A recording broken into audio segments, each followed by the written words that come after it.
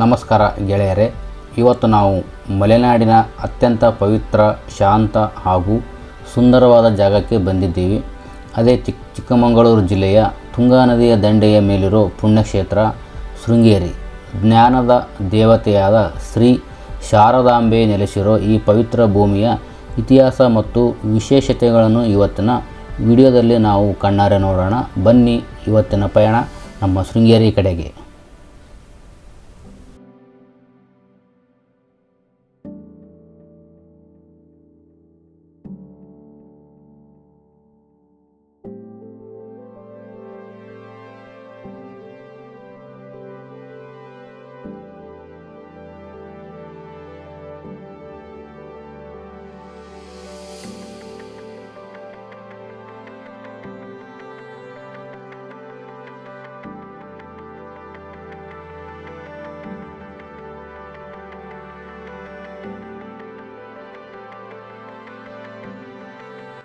ಶೃಂಗೇರಿ ಅಂದ ತಕ್ಷಣ ನೆನಪಾಗೋದು ಅದ್ವೈತ ಸಿದ್ಧಾಂತದ ಪ್ರತಿಪಾದಕರಾದ ಶ್ರೀ ಆದಿ ಶಂಕರಾಚಾರ್ಯರು. ಅವರು ದೇಶದ 4 ದಿಕ್ಕುಗಳಲ್ಲಿ ಸ್ಥಾಪಿಸಿದ 4 ಪ್ರಮುಖ ಮಠಗಳಲ್ಲಿ ಇದು ಮೊದಲನೆಯದು. ದಕ್ಷಿಣಾಮ್ನಾಯ ಶ್ರೀ ಶಾರದಾ ಪೀಠ. ಸುಮಾರು 8ನೇ ಶತಮಾನದಲ್ಲಿ ಶಂಕರಾಚಾರ್ಯರು ಇಲ್ಲಿ ಶ್ರೀ ಚಕ್ರದ ಮೇಲೆ ಚಂದನದ ಶಾರದಾ ಮೂರ್ತಿಯನ್ನು ಪ್ರತಿಷ್ಠಾಪಿಸಿದರು. ಆಮೇಲೆ 14ನೇ ಶತಮಾನದಲ್ಲಿ ವಿಜಯನಗರದ ಹರಿಹರ ಮತ್ತು ಬುಕ್ಕರಾಯರ ಕಾಲದಲ್ಲಿ ಇಲ್ಲಿ ಚಿನ್ನದ ಭವ್ಯ ಮೂರ್ತಿಯನ್ನು ಪ್ರತಿಷ್ಠಾಪಿಸಲಾಯಿತು ಅಂತ ಇತಿಹಾಸ ಹೇಳುತ್ತದೆ.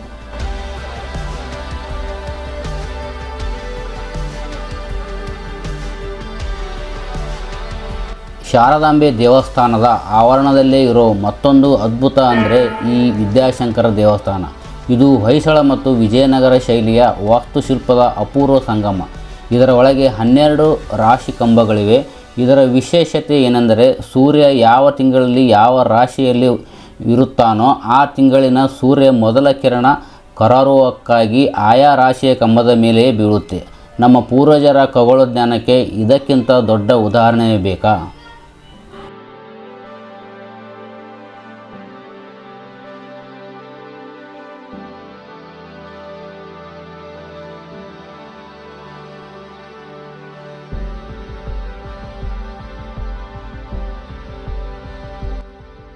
ತುಂಗಾ ನದಿಯ ಪಶ್ಚಿಮ ಘಟ್ಟಗಳ ಕುದುರೆಮುಖ ಸಾಲಿನಲ್ಲಿರುವ ಗಂಗಾಮೂಲ ಎಂಬಲ್ಲಿ ಉಗಮಿಸುತ್ತದೆ.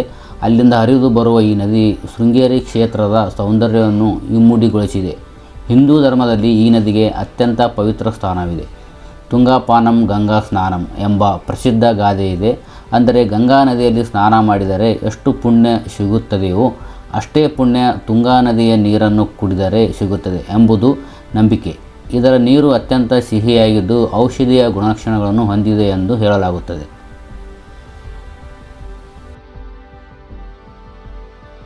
ದೇವಸ್ಥಾನಕ್ಕೆ ಬರುವ ಭಕ್ತರು ಶಾರದಾಂಬೆಯ ದರ್ಶನ ಪಡೆಯುವ ಮುನ್ನ ತುಂಗಾ ನದಿಯ ಸ್ನಾನಘಟ್ಟದಲ್ಲಿ ಸ್ನಾನ ಮಾಡಿ ಅಥವಾ ಕಾಲು ತೊಳೆದುಕೊಂಡು ಹೋಗುತ್ತಾರೆ. ಸಂಜೆಯಾಗುತ್ತಿದ್ದಂತೆ ನದಿಯ ತಟದಲ್ಲಿ ಮಠದ ಒಡೆಯರಾದ ಜಗದ್ಗುರುಗಳು ಬಂದು ಸಂಧ್ಯಾವಂದನೆ ನೆರವೇರಿಸುವ ಅತ್ಯಂತ ದೃಶ್ಯ ಮನಮೋಹಕವಾಗಿರುತ್ತದೆ.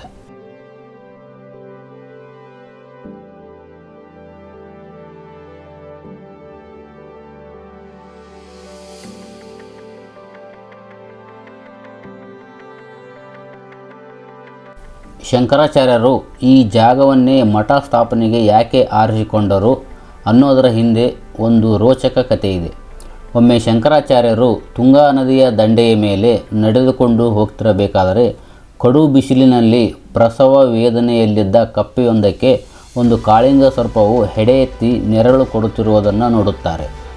ಜನ್ಮವೈರಿಗಳಾದ ಹಾವು ಕಪ್ಪೆಗಳಲ್ಲಿ ಇಂಥ ಕರುಣೆ ಇರಬೇಕಾದರೆ ಇದು ಖಂಡಿತ ತಪೋಭೂಮಿ ಅಂತ ನಿರ್ಧರಿಸಿ ಶಂಕರಾಚಾರ್ಯರು ಇಲ್ಲೇ ಮಠವನ್ನು ಸ್ಥಾಪಿಸಿದರು.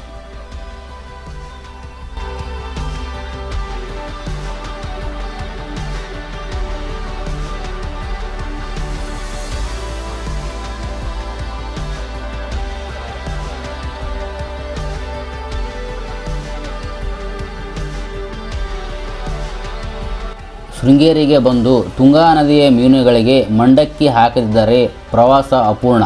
ಇಲ್ಲಿನ ಮೀನುಗಳನ್ನು ಯಾರೂ ಹಿಡಿಯುವುದಿಲ್ಲ. ಹಾಗಾಗಿ ಇವು ಮನುಷ್ಯರನ್ನು ಕಂಡು ಹೆದರದೆ ಹತ್ತಿರ ಬರುತ್ತವೆ.